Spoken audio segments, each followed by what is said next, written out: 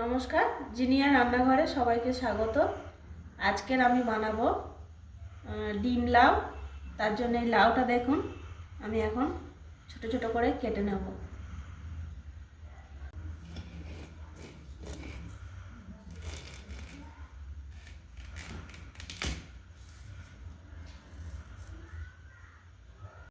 এই যে আমার লাউটা পুরোটা কাটা হয়ে গেছে, এইভাবে একদম সরু সরু করে আমি কেটে নিয়েছি। এবারে এটা আমি প্রেসারে একটা সিটি মেরে নেব। সবার ফার্স্ট আমি এই যে লাউটা আমি কেটে রেখেছিলাম এটাকে আমি একটা সিটি দিয়ে জলটা ঝরিয়ে নেব। আমি একটা সিটি দিয়ে নামিয়ে নিয়েছি, আর দেখুন কতটা এর মধ্যে থেকে জল বেরিয়েছে। এবার আমি জলটা ভালোভাবে ঝরিয়ে নেব। আমি এই ফুটো গামলির মধ্যে দিয়ে জলটা ভালো করে ঝরিয়ে নেব।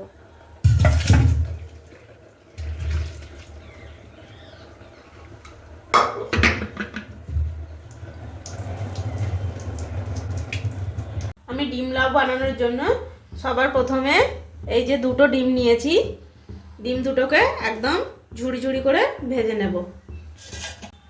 কড়া গরম হয়ে গেছে, কড়ার মধ্যে আমি দিয়ে দিচ্ছি 2 চামচ সরষের তেল।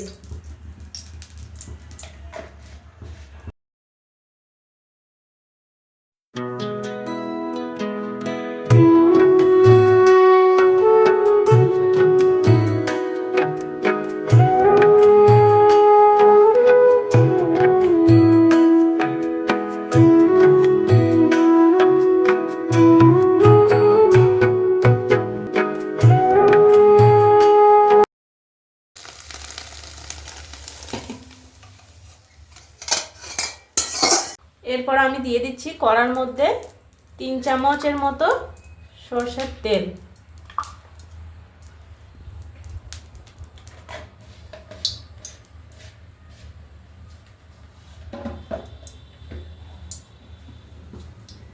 তেল গরম হয়ে গেছে, ওর মধ্যে আমি দুটো শুকনো লঙ্কা মাঝখান থেকে ফাটিয়ে দিয়ে দেব।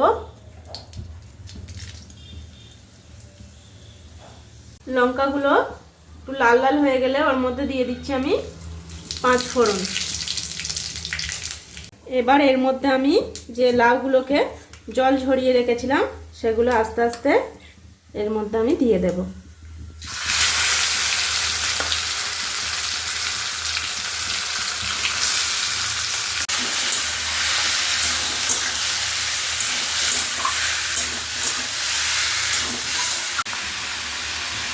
এর মধ্যে আমি দিয়ে দেব এই যে কাঁচা ছোলা আমি আগের দিন রাত্রে ভিজিয়ে রেখেছিলাম। এটা আপনারা দিতেও পারেন, নাও দিতে পারেন, কিন্তু আমাদের এটা দিলে খুবই ভালো লাগে খেতে।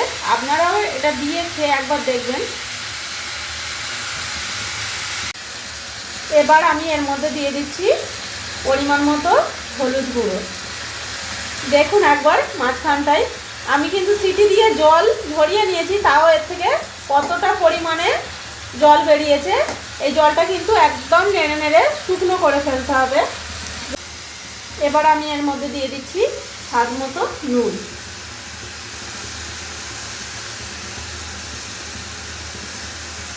নুন দিয়ে এটাকে নাড়তে থাকতে হবে যতক্ষণ পর্যন্ত না জলটা একেবারে শুকিয়ে যায়।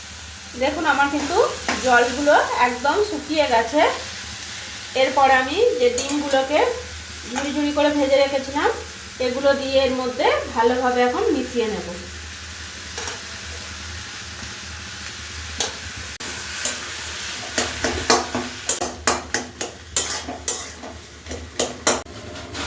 আমার ডিম লাউ প্রায় হয়ে এসেছে। এবারে সব শেষে আমি এর মধ্যে দিয়ে দেবো স্বাদ মতো চিনি। একটু না মিষ্টি মিষ্টি হলে কিন্তু এটা ভালো লাগবে না খেতে। আমি পরিমাণ মতো এর মধ্যে এখন চিনি দিয়ে আর একটু ভালোভাবে মিশিয়ে নেব।